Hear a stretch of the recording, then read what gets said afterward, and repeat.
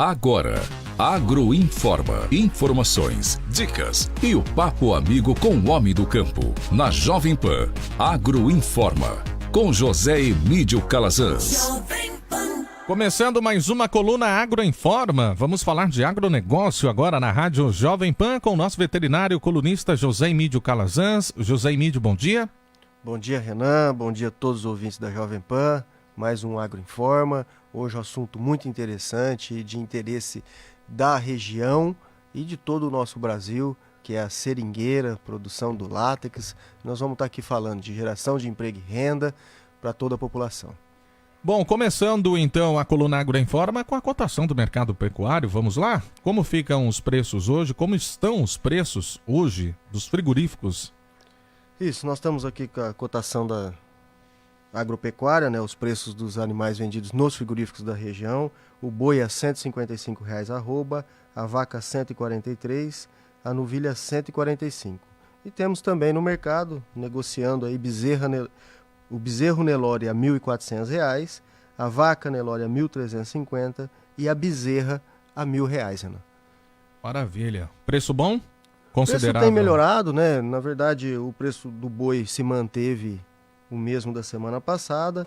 O bezerro Nelore teve uma valorização e a vaca também aí com um preço muito bom para o mercado. Os produtores estão começando a ter uma reação, mesmo com a deficiência de pastagens ainda. Bom, dando continuidade na coluna Agroinforma, hoje nós temos convidado aqui, José Emídio, para falar sobre seringueira, né, para os produtores aí da região de Santa Fé do Sul. Isso, nós estamos recebendo aqui, já agradecer a sua presença, é o Gilson Pinheiro, ele trabalha na área de seringueira, com a compra de borracha e com a consultoria também nas plantações, aí nos seringais. E eu já conheço o Gilson há mais de 6 anos, isso com certeza, e trabalhando sempre com muito profissionalismo, né, tanto no fornecimento de mudas, na consultoria realmente para a produção. Então, nosso muito obrigado, Gilson, tenha um bom dia e que nós possamos estar aqui falando desse assunto tão interessante e que tem movimentado a economia da nossa região e tem tudo para crescer cada vez mais. Nós vamos estar aqui falando e eu já quero abrir logo depois do seu bom dia com uma pergunta aí para esclarecer a toda a população.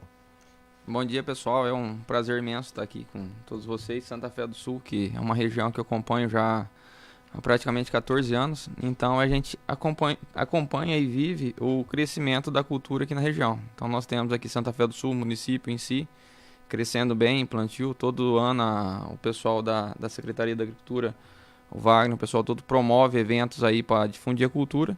E na região também você pega toda essa região de Santana da Ponte Pensa e ao redor, o pessoal tem crescido muito em plantio de seringueira. Tá? A região tem se desenvolvido bem, né? Nós tivemos a coisa de 8 anos atrás um boom, né, do plantio. Foi uma época em que o preço do produto da seringueira vendido pelo produtor estava muito bom, eu me lembro em torno de R$ 3,80, R$ 4, teve até um pico de R$ 4,40, parece, e isso remunerava muito bem o produtor e quem trabalhava com isso. E teve um pico disso, eu lembro que faltavam-se mudas para plantar, né? Nós estávamos até nessa luta, eu estava implantando também um seringal, né? E acompanhei muito perto isso, o trabalho de extensão aí da Secretaria da Agricultura, como você disse, sempre com o Wagner na frente, prestando esse serviço e com os outros profissionais da Secretaria também, e vocês da assistência técnica, vamos pôr assim, privada, sempre dando esse apoio. Eu acompanhei todo esse crescimento, Gilson. E hoje, assim, só para citar, semana passada eu faço parte de um grupo de WhatsApp e aí surgiu uma polêmica. Eu já tinha visto a matéria e colocaram a matéria no grupo do WhatsApp e virou uma polêmica, até assim, jogando a cultura da seringueira para baixo, né? O que a matéria dizia? Que agora nós vamos ter o pneu de soja. E aí o comentário lá embaixo falava assim, então agora acabou a seringueira. Quem plantou pode mandar derrubar tudo, porque se o pneu vai ser feito de soja, então nós temos que plantar soja. Acabou para onde que vai mandar tanta borracha produzida assim? Até eu que não tenho propriedade com seringal, já fiquei preocupado. Fica preocupado e assusta, porque o tanto de emprego que gera, né? Com certeza, se nós compararmos uma roça de soja com a plantação de seringueira, o emprego que gera a seringueira é muito maior. E nos preocupa o seguinte, tanta gente que investiu, milhares de pés que foram plantados, agora que iam entrar na fase de produção, ou vão entrar na fase de produção, me fala um negócio desse, que lançaram agora o pneu de soja, que é um pneu que dura mais, e todas as vantagens, fala que é mais ecológico, e que vai acabar com a seringueira. Isso é verdade, Gilson? Não, essa polêmica, esse fato, essa notícia veio no mercado aí já há uns 2 anos atrás. Então a gente lida já com essa explicação há um tempo.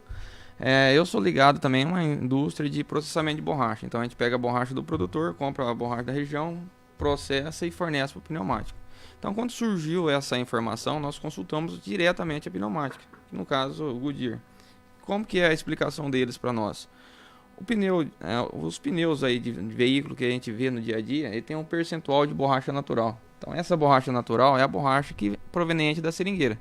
Então o pneu de passeio, que é o mais comum, ele tem em torno aí de 14 a 16% de borracha natural. O restante dos componentes é aço, que é o arame, e vem outros produtos que são oriundos do petróleo. Que aí você tem óleo, você tem borracha sintética. Então, no objetivo de fazer um pneu mais sustentável, então parte desses óleos, parte desses componentes que vêm do petróleo, conseguiram substituir por óleo de soja. Então, a substituição que existe no pneu não é o óleo de soja substituindo e fazendo completamente um pneu isento de borracha natural. Isso não existe. Em hipótese alguma, vai reduzir a utilização de borracha natural em pneu. Porque a borracha natural que dá resistência ao pneu. Então, como o pneu de passeio são carros menores, usam uma porcentagem menor. Conforme você aumenta a necessidade de resistência do pneu, aumenta a necessidade de borracha natural. Por exemplo, um pneu de caminhão, 40% de borracha natural, de borracha de seringueira. Um pneu de avião, devido ao impacto, ao peso e tudo mais, é praticamente 100% de borracha natural. Então essa polêmica já foi levantada 2 anos atrás, isso já é algo já consolidado, não vai impactar em nada a consumo da borracha, não vai reduzir o consumo e não vai impactar o mercado, apenas vai tornar o pneu um pneu renovável, um pneu ecologicamente mais correto, diminuindo o uso de matérias-primas oriundas de petróleo. Borracha natural não tem impacto. Na verdade, essa é a vantagem, né? Vai usar um produto de origem vegetal e vai deixar de usar os produtos de origem do petróleo, que é do minério e que causa a queima do carbono, e aí pode causar poluição. É essa coisa. Então nós já podemos deixar aqui a todos os produtores de seringueira, os trabalhadores de seringueira, tranquilos quanto a isso, que não vai se perder o espaço, não vai se perder a utilização da borracha natural, principalmente para o principal mercado, pelo que eu tenho entendido, que é o pneumático. Exato. Né? Fora outras ações e outros produtos que são feitos também com a borracha natural, que nós vamos estar falando durante a entrevista aqui. Mas é deixar bem claro isso, né, Renan? Na verdade, para abrir um bom agroinforma e já trazer a informação para o produtor, é essa tranquilidade, que não vai perder Você o que tem um espaço. plantio de seringueira aí, fica tranquilo. Já fico mais tranquilo. Né? Nós não podemos, com uma notícia que é boa, né? Olha só, a notícia é boa. Um pneu feito com a soja, com óleo de soja. É uma notícia boa, ecologicamente correto, substitui o óleo diesel, que é um produto de minério, e a gente sabe que todo minério se esgota, então conseguiu criar e fortalece mais ainda o agronegócio com, de repente, a utilização de mais soja, né? Isso fortalece o agronegócio, então é uma notícia boa para o nosso público também.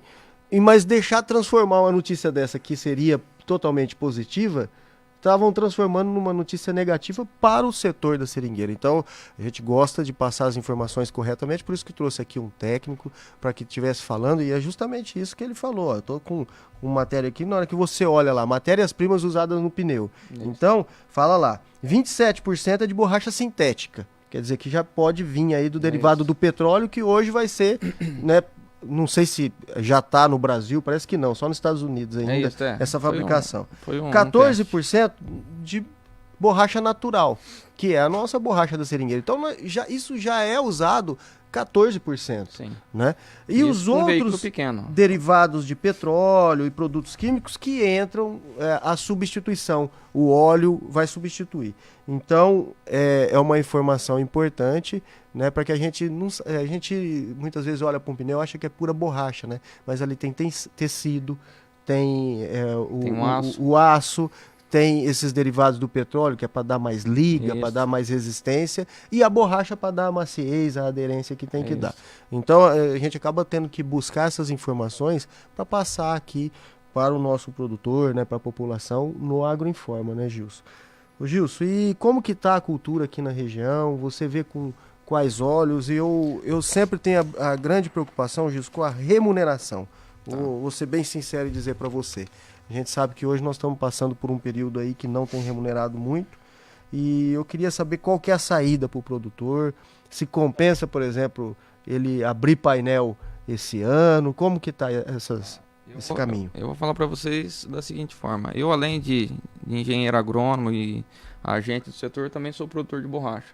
Então eu posso dizer para vocês de conhecimento de causa e vivência na pele, né? Hoje, como você disse que no passado, aí, em 2011, ao redor desse período, nós tivemos preços de borracha extremamente altos. Tivemos aí acima de R$3, até patamares em torno de 4. Remunerou muito super bem. Mas não quer dizer que hoje a borracha, ela, nos patamares que estamos hoje, te dá prejuízo. Eu, particularmente, não conheço nenhum produtor de borracha que quebrou produzindo borracha. Você deve ter diversos amigos e eu acredito que você não tem essa história. Então, se nós pegarmos hoje, com o preço atual, você tem um seringal já em plena produção. O que é seringal em plena produção? Você plantou ela, 7 anos ela entrou em produção, você vai mais 5 para ter maturidade, para ter a estabilidade na produção. Então isso vai dar aí em torno de mais 12 anos. Você tendo um seringal nessa condição, você tem a capacidade de produzir em torno de 3.200 kg de borracha por hectare ano. Transformando isso em valores reais, tirando a despesa maior que é a mão de obra, que é a exploração e a manutenção dela, que é um herbicida, um estimulante e outros produtos, hoje ainda te sobra por hectare ano em torno de R$ 2.800 por hectare ano. Eu acredito que é uma ótima rentabilidade para o agronegócio comparado com diversas outras culturas. Transformando em alqueire, que geralmente é a linguagem mais comum, você tem aí acima de R$ 6.500 líquido por alqueire ano. Então é uma cultura que ainda remunera, é positivo. O que define o cara ter uma rentabilidade maior ou menor? É a produtividade. Então é isso, o cara tem que focar, a pessoa que, o eveicultor, que é o produtor de borracha, focar em produtividade e eficiência. Isso, a borracha é commodity. Então toda commodity você ganha em eficiência e em produtividade. Claro, não vivemos os melhores momentos, temos aí os patamares de preço um pouco abaixo, só que com um cenário positivo para daqui a alguns anos. A gente fala aí a partir de 2022, a tendência de você retomada de preço próximo do que foi em 2011 ou até superior. Então, quer dizer, nós temos um cenário aí bem positivo. Temos que passar esse momento. Sobre a abertura de painel, esse é um ponto delicado. Quem vai iniciar a sangria, quem vai iniciar a exploração do seringal dele, que atingiu os 7 anos, aí, os 50 centímetros de circunferência, 48, por você entrar com volume de planta menor, porque não são todas que entram em produção, e por você ter um preço de borracha menor, você tem o primeiro ano difícil. Você vai praticamente empatar a operação, porque você tem que comprar caneca, bica e equipar essa planta. Então esse momento é o ponto sensível da cultura. Então é o início da produção. Então com isso, com preço baixo, você tem maior dificuldade. Mas você iniciando, passando os 3 primeiros anos, daí para frente, você entra aí... Na verdade ele vai estar reinvestindo, né? Agora Exatamente. Vai investir na mão de obra, investir no equipamento, para começar a ter, de repente, o resultado daqui a 2 anos, né? É isso. Então é um novo investimento. Ô Gilson, mas essa questão dos preços, né? A gente sabe que muitas vezes é balizado lá pelo mercado de Singapura, mercado asiático, né? E o que o país tem para fazer? E eu sou muito defensor disso, que nós temos que defender o nosso quintal e o país tem que defender o agronegócio. Outro dia mesmo nós tivemos um problema aí com leite, nós temos problemas direto com a questão, aí não é nem de preço, é sanitária, com a questão da carne. Você vê que de vez em quando estoura algum problema sanitário e aí baixa o preço da carne aqui, porque eles não conseguem baixar o preço por si só, eles arrumam uma desculpa. Isso. Eu sempre falo isso, arruma uma desculpa. Chegaram a cometer o crime de implantar um um foco de aftosa ali em Eldorado há uns anos atrás. Eu falo isso com muita tranquilidade, que foi implantado para baixar preço de gado, certo? Então, eu acho que o governo federal, e aí a responsabilidade é do Ministério da Agricultura, de proteger o produtor, seja ele o produtor de leite, o produtor do gado de corte e o da seringueira, e como em todas as outras, né? Proteger, porque nós temos os preços lá fora de importação, lá a mão de obra é baratíssima, né? Lá se cobra menos imposto, eu tenho certeza, e aqui a gente fica balizado por preço de lá. Então, qual é essa luta? O que o governo poderia estar fazendo? Acho que a gente precisa começar a colocar essa cultura de jogar ideias para o governo, porque é inadmissível. Na verdade, o preço paga as contas, paga, mas se você tem um lucro aí de R$6.000 por alqueire, na verdade, se nós formos fazer o custo de um alqueire, principalmente implantado da seringueira, tá dando menos de 5% ao ano. Tá. Né? E a gente sabe que se você for no banco hoje pegar um dinheiro emprestado, você paga 12, no mínimo. Então, não é tão bem remunerado assim. Na verdade, era muito melhor que se, vamos supor assim, nós queremos fortalecimento do agronegócio, era muito melhor vender a terra e pôr o dinheiro a juro. É isso. Se for pensar. Né? A 0,5%, Renan, dava 6% no ano. Nós estamos tendo uma rentabilidade de 5% trabalhando, correndo risco. Então, tem que ser mais valorizado, sim, o agronegócio. Eu acho que tem que ser mais. Qual a saída? O que você vê? Eu sei que você conhece, você já esteve lá na Ásia. O que a gente teria que fazer para proteger o produtor? E aí, esquecendo lá o mercado externo, né? E protegendo o produtor aqui no país. Eu tive no final do ano passado, eu visitei os principais países produtores de borracha. Nós ficamos 3 semanas andando na Ásia ali. Tivemos na Tailândia, Indonésia, Vietnã e Índia. Então esses 4 países aí são responsáveis por mais que 80% da produção mundial. Então esse problema que nós vivemos aqui no Brasil, de preços baixos, como você disse, o preço é balizado por Singapura. Lá também eles têm. Então nós temos a Índia aí com 25% de seringais parados. Temos a Indonésia com 20%. Então, o que o Brasil hoje tem feito? Eu participei por alguns anos da Câmara Setorial Paulista e participo da APABOR, que é uma associação. Então, a partir do momento que o preço da borracha caiu, eu senti que o setor se organizou através de associações, principalmente como tem a APABOR, que é uma associação que discute políticas públicas para a avicultura. E a primeira ação que foi naquele momento, quando a gente veio aí abaixo de R$2, tivemos aí até R$1,40, R$1,45, foi acionar o governo, a Conab. Então a Conab tem a política de preço mínimo para borracha. Naquele momento o preço mínimo garantido era de R$2. Então nós conseguimos, através de organização, através de associação, através de conversa com o governo federal, acionar essa política do governo. Então esse valor que era de R$2 foi levado para R$2,16 hoje. E no momento foi feito um pedido, atualizamos as planilhas e mostramos que os valores hoje recebidos pela borracha, como você falou, acaba não remunerando adequadamente o produtor. Então, estamos tentando puxar esse valor para 2,62. Já foi feito as planilhas e mostrado para o governo federal que há necessidade de ter uma intervenção de alguma forma para poder auxiliar. Houve também uma outra ação, que foi a elevação da taxa de importação de borracha. Então essa borracha que vem da Ásia e entra aqui no Brasil, ela é tributada a 4% de taxa de importação. Nesse momento aí, logo após o subsídio, foi pedido também essa elevação da taxa, e aí acabou conseguindo, se eu não me engano, elevar a 14% essa taxa. Então com isso, acabou onerando o setor e vimos que não foi o melhor caminho. Porque a indústria pneumática que está instalada no Brasil importa 60% de toda a borracha que ela consome. Então o Brasil não é autossuficiente em produção. Então se ele fosse autossuficiente, essa taxa de importação iria preservar o mercado e beneficiar nós. Então esse não foi o caminho. O que é um dos caminhos além do preço mínimo que está sendo pleiteado no Ministério da Agricultura? Como o Brasil é apenas 1,5% da produção do mundo, a gente pode dizer que é praticamente um nicho de mercado. Então existe a possibilidade da gente pegar essa borracha brasileira e certificar ela. Por quê? Dentro do Brasil, como você disse, além de toda a tributação, nós temos leis rígidas, leis ambientais rígidas, leis trabalhistas rígidas. Então nós podemos dizer que a borracha produzida hoje no Brasil é uma borracha que atende a questão ambiental, que você não planta em APP, você preserva o ambiente, você tem que cumprir essa lei ambiental. E é uma mão de obra que explora esse seringal de forma adequada, atendendo toda a legislação. Então, nós temos todas essas características para tentar mostrar para o mundo que esse 1,5% da produção é de uma borracha diferente. Então, um cara lá que vai equipar um carro, sei lá, um BMW de alto potencial, quer que a origem dessa borracha seja uma origem limpa, uma origem legal. E a gente visitou a Ásia, vimos que lá eles têm uma flexibilidade muito grande nas leis. Você vê que a pessoa planta em APP, não digo que seja uma mão de obra escrava, é uma mão de obra mais barata e com exigência menor que nós temos no Brasil.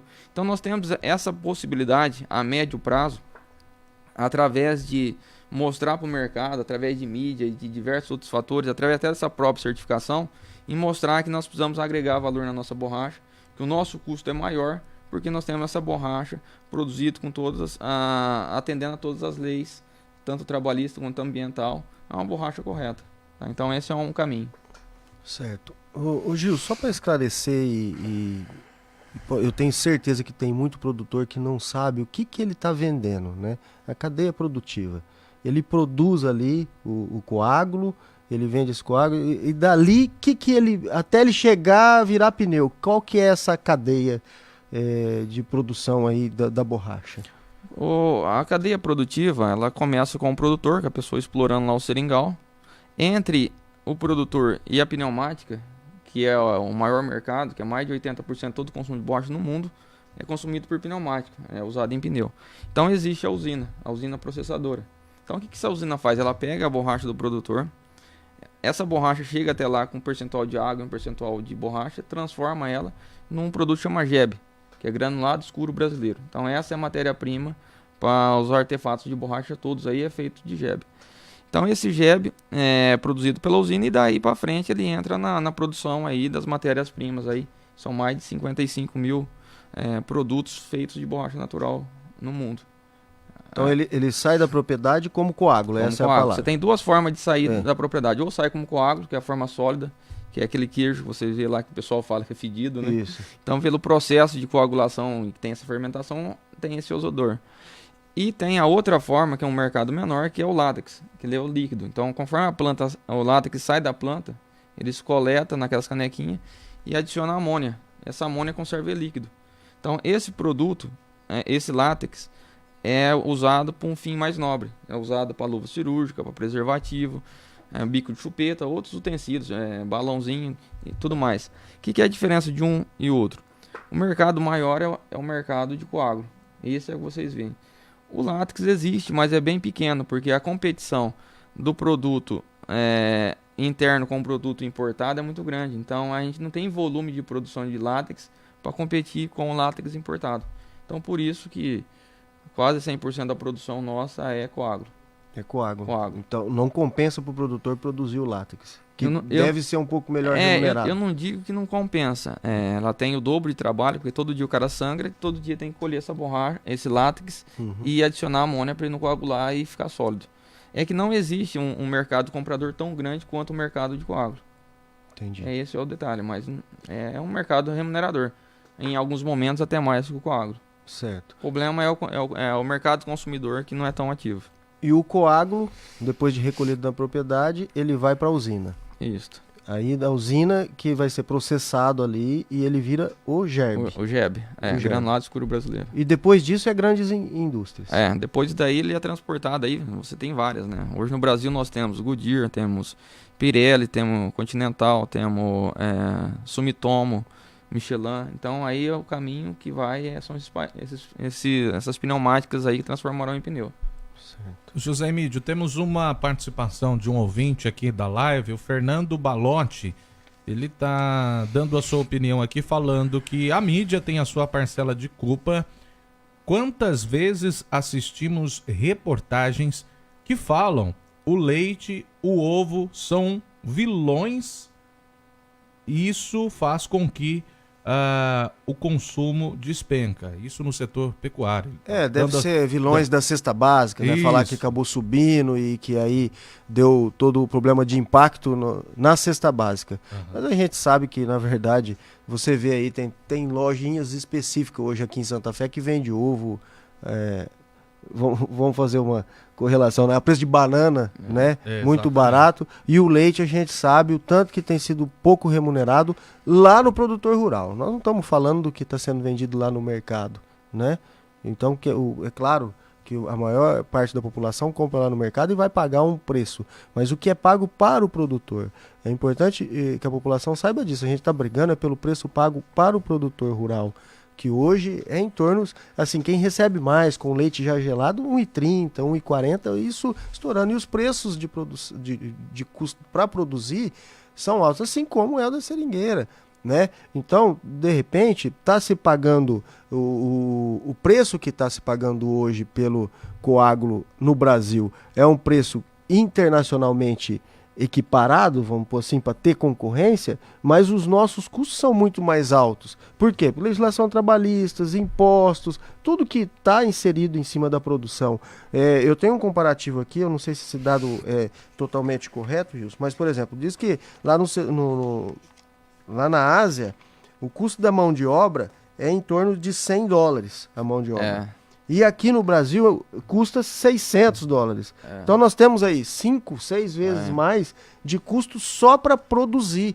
Então aí está a justificativa. E lá a gente sabe que é uma agricultura de subsistência.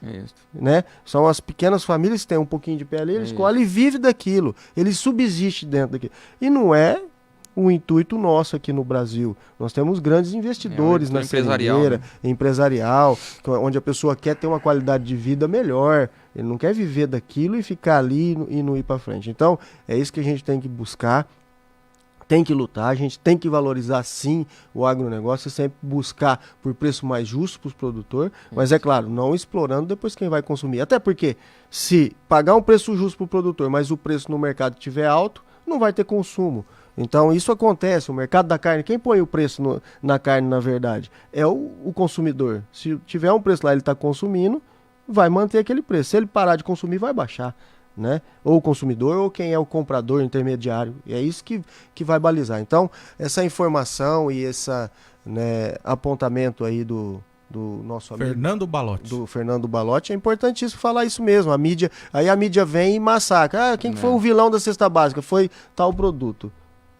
Mas se não fosse o agronegócio também, não tinha cesta básica. Então nós temos que valorizar e o produtor. Não seria o que foi, e nós temos que tirar a síndrome, né, do Jeca Tatu. O produtor rural não pode ser mais o Jeca Tatu, de subsistência, de viver com a roupa toda rasgada lá, não. Ele tem que ser considerado um empresário, porque a gente exige isso dele. A gente exige que a propriedade seja bem administrada, né? A gente como consultor técnico vai lá e fala, tem que administrar, tem que fechar custo, tudo. Ele tem que ser um empresário. E aí ele não tem esse posicionamento. Então nós temos que buscar sim, valorizar o agronegócio, valorizar o homem do campo, para que a produção possa chegar cada vez com melhor qualidade, né? Tanto os alimentos como um item que a gente usa tanto no carro. Viu, Gilson? E só para que a gente vá falando mais da seringueira, como você disse, né? Falar bastante de borracha, né? Falar borracha. Eu vi também, muitas vezes, algumas reportagens, né? Que assusta, né? A modernidade vai assustando, né? Agora o carro vai voar, né? Aí acabou o pneu, acabou a borracha também. O que nós vamos fazer com isso, né? Tem que ficar preocupado com isso, viu? Tem que pôr uma lei que é proibido o carro voar, né? Você sabe que eu falando em modernidade, teve uma notícia que eu tive lendo, um artigo real, científico, inclusive, a respeito do carro elétrico, né? Todo mundo fala, carro elétrico. Então, o carro elétrico em si, ele me animou muito pelo seguinte, que na verdade o consumo de pneu dele deve ser maior, tende a ser maior, porque a transferência de torque dele pro pneu é maior. Então com isso, como ele parte da inércia numa velocidade mais rápida, então ele acaba degradando mais rápido esse pneu. Então o carro elétrico vai beneficiar nós aí, né? Então a gente vai ter um consumo maior. O povo já tá falando de Uber voador aí, eu até brinco que o cara tem que sair cantando pneu e freando para acabar o pneu rápido, né? Então o nosso carro elétrico aí que tende a ocorrer, ele deve colaborar aí com o aumento do consumo de borracha. Agora, sobre o carro, não usar rodas, daí vira e mexe, aparece o pessoal com essa dúvida. E daí é algo assim, eu acho que muito futurista ainda, né? Não vemos ainda essa ameaça para o setor ainda não. Mas o setor tem que ficar esperto e usar em outras coisas Sim. a borracha, né? Começar a fazer pesquisa, porque assim, hoje a gente fala de futurista, né? Antigamente a gente falava, futuro é daqui 50 anos. Hoje o futuro está em 5, se não tiver em 2. Você vê em filme, né? Hoje acontece. Hoje acontece, né? Então daqui um pouco, né? Bom. Mas voltando nessa linha que você disse aí sobre ter pesquisa e usar em outros produtos, nós vimos na Indonésia, devido ao preço baixo e ele ser o segundo maior produtor de borracha do mundo, eles usam a borracha, o coágulo mesmo que sai do produtor, eles processam ele, o látex que seja, e usam em asfalto.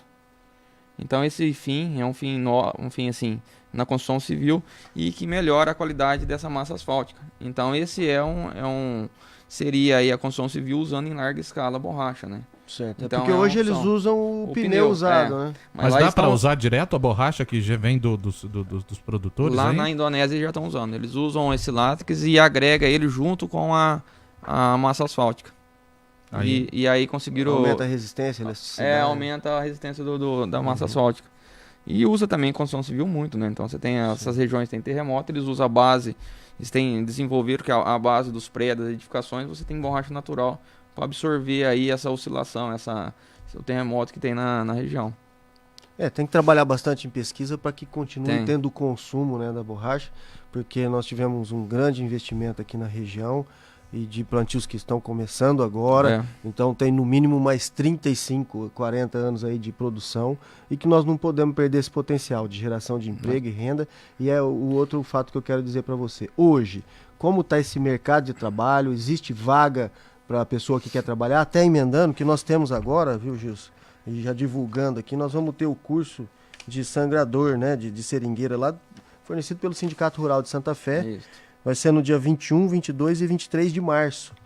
E é um curso muito bom, a gente sabe que é bem prático, a pessoa sai, claro que vai ter que fazer uns treinamentos depois disso, está se adaptando, mas ela sai apta para trabalhar. Então é um curso que o sindicato fornece de forma gratuita e formador de mão de obra realmente. A pessoa que está desempregada pode estar procurando, se ela tem a tendência de trabalhar no meio rural, né, claro. É um setor que emprega muito. O site de São Paulo é o maior produtor de borracha do Brasil. Às vezes o pessoal fala em seringueira, todo mundo pensa na Amazônia, né? Mas São Paulo produz mais de 60% da borracha do Brasil sair de São Paulo. E a produção de borracha é pegando de Barretos, Rio Preto para Barranca do Rio aqui é Santa Fé do Sul, Rubinéia aí. Então esse miolo é responsável por 80% da produção do estado de São Paulo. Então nós podemos dizer que nós somos praticamente metade do Brasil nessa região aqui. Nós estamos no olho do furacão aqui. Então é um mercado que emprega muito. Para cada 6 hectares de seringueiras hoje, emprega uma pessoa. E emprega com qualidade. Então, é que nem você disse do curso aí. É uma profissão que o cara tendo qualidade, sendo um profissional, uma pessoa dedicada e tendo qualidade de trabalho, ele tem emprego sem dúvida nenhuma. Isso eu digo com toda certeza.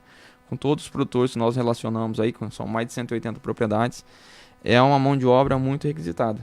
Então, a questão da capacitação é extremamente importante, porque como você disse, o custo da implantação da cultura não é barato, é uma implantação cara, e a pessoa que está lá sangrando o seringal, que está ali trabalhando, é um profissional. O cara tem que ser profissional com todas as características aí que atenda a técnica e preserve o patrimônio e tenha produtividade.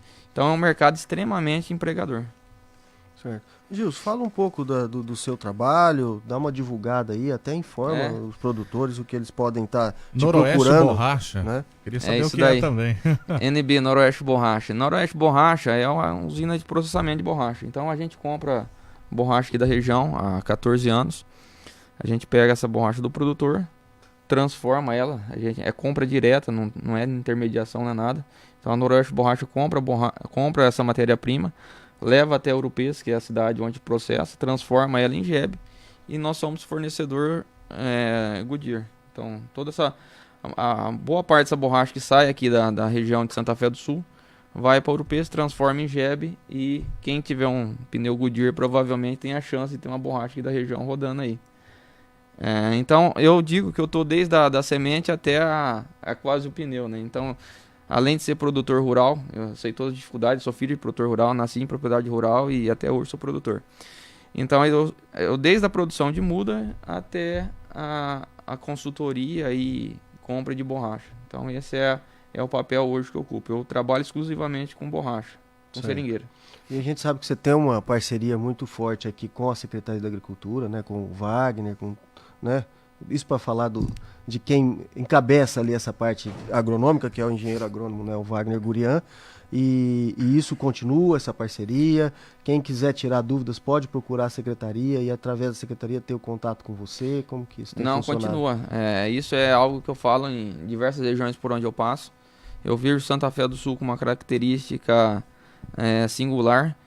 Vocês têm aqui uma secretaria muito ativa, muito presente com o produtor rural. Então eu vejo a pessoa do Wagner Gurian e aí toda a estrutura de Secretaria da Agricultura sempre deu muito apoio ao produtor. Então vão atrás, procuram. Tem às vezes tem algum problema com o produtor tem algo que está ocorrendo na propriedade, que a seringueira ele liga, procura, a gente vem, acompanha, independente de interesse comercial. Eu costumo dizer o seguinte, independente do meu interesse, eu faço o que eu gosto. Então a gente gosta de seringueira e está aí para contribuir e somar. Então, além do Wagner que está aqui em Santa Fé do Sul, essa região aqui é uma região muito acolhedora e que apoia muito o setor. Nós temos também o exemplo da Dilma Oni, que está ali em Santana da Ponte Pensa, junto ali com o pessoal da associação e junto também com a Secretaria da Agricultura, que apoia a cultura na região toda aí. Então eu vejo esse suporte técnico aqui da região muito forte. Justo, para encerrar, porque nós já estamos com o nosso tempo estourado realmente, o que o produtor de seringueira pode fazer para melhorar a sua situação, se fortalecer, de repente transformar em associação ou numa cooperativa? Não sei como que isso... Eu estou perguntando isso para você, que você é um cara que entende do mercado, entende da produção. O que o produtor poderia fazer para estar melhorando a sua renda, melhorando a sua eficiência, como você disse? Eu vejo o seguinte, o mercado da borracha é extremamente comprador. Mesmo que o preço esteja baixo ou esteja alto, que esteja a 1,50 ou esteja, sei lá, 8, 10 reais, o que no mercado compra. Só que esse mercado comprador acabou, ao longo do tempo, causando alguns problemas. Então acabou recebendo tudo quanto é tipo de borracha. Então o pneu é um produto de segurança num veículo. Então hoje as pneumáticas estão apertando muito o cerco sobre a qualidade dessa borracha recebida. Então o que a usina faz? Ela compra a borracha do produtor e transforma. Esse processo de transformação, se pegar um negócio ruim, vai transformar num negócio ruim, porque a matéria-prima veio de uma forma inadequada. Então isso, o que a gente tem falado e tem acompanhado e tem dado treinamento pro pessoal? Procurar produzir uma borracha o mais limpa possível. Com isso, você vai ter uma condição de negociar de uma forma melhor. Então, além de você ter essa borracha com uma qualidade maior, você vai poder exigir. E a outra forma é se organizar. Você tem associações, você tem diversas outras formas que pode ser feito. Lembrando que a borracha é uma commodity, existe um preço, que nem é arroba de boi e tudo mais, que ela é travada ali.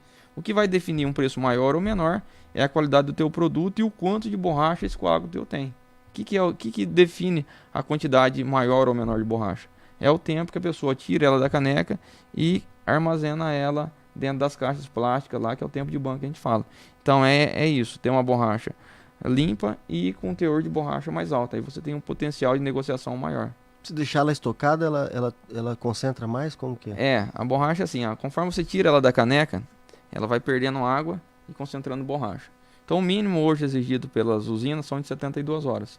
Então quando você respeita esse tempo, com certeza você terá uma negociação diferente. Entendi. E é bom isso tudo, orientação para o produtor, né? Todo ano tem evento também aqui, né? Vocês fazem um evento da seringueira, geralmente é no finalzinho do ano, né? Esse ano parece que foi em 8 de dezembro, se não me engano. Isso. Então, é bom que o produtor esteja atento, né? Nós vamos estar sempre falando aqui dos cursos, tudo. E para encerrar, viu, Renan? Eu queria passar o calendário de cursos do Sindicato Rural. O Emerson Assi passou para nós aqui para a gente estar divulgando e passar para nós já estamos aí às portas do mês de março e o pessoal pode estar procurando o sindicato para fazer os cursos. Nós vamos ter o curso de rédeas no dia 4, 5, 6, 7 e 8 de março. O de sangrador de seringueira, que nós já falamos aqui, 21, 22, 23. Nós vamos ter operador de máquinas agrícolas no dia 8, 9 e 10. Operador de Dor Automotriz 25, 26, 27, 28 e 29. Processamento de banana verde, que é a biomassa, né, 18, 19 e 20. Temos o programa Pro Leite, que começa no dia 4 e aí ele vai durante um período bom do ano aí. O de turismo rural começa no dia 28. Tomate orgânico no dia 14 e 28. E a horta orgânica, ou olericultura, no dia 8 e 22 de março. Então, o pessoal está procurando o sindicato, tem vários cursos, e onde ele pode estar se capacitando, se formando, para que possa estar trabalhando aí no agronegócio. A gente não pode reclamar das oportunidades, temos que ir atrás delas e não perder tempo, se capacitar, que a partir do momento que se capacitar, a gente pode abrir novas portas aí.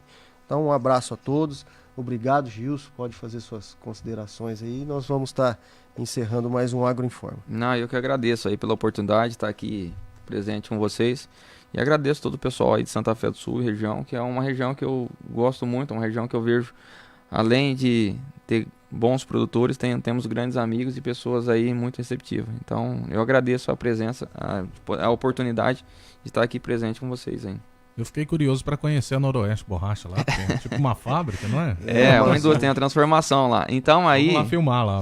Mas é legal, é interessante. Até a gente organiza todos os anos, a gente leva o pessoal da região para lá, os produtores, e quem tiver interesse conhece o processo de processamento. Nós temos que organizar, vamos organizar uma visita lá. Vamos fazer um Agroinforma conhecendo a Noroeste Borracha. Conhecendo a Noroeste. De repente a gente faz uma transmissão ao vivo. Maravilha. Vamos embora, José Emídio. É isso, Renan. Agradecer a todos os que nos ouviram e mais uma vez o Agroinforma passando informação ao homem do campo. O Jornal da Manhã estará de volta amanhã a partir das 7 horas da manhã. Tenham todos uma excelente quarta-feira e na semana que vem estaremos de volta aqui com a coluna Agroinforma na Rádio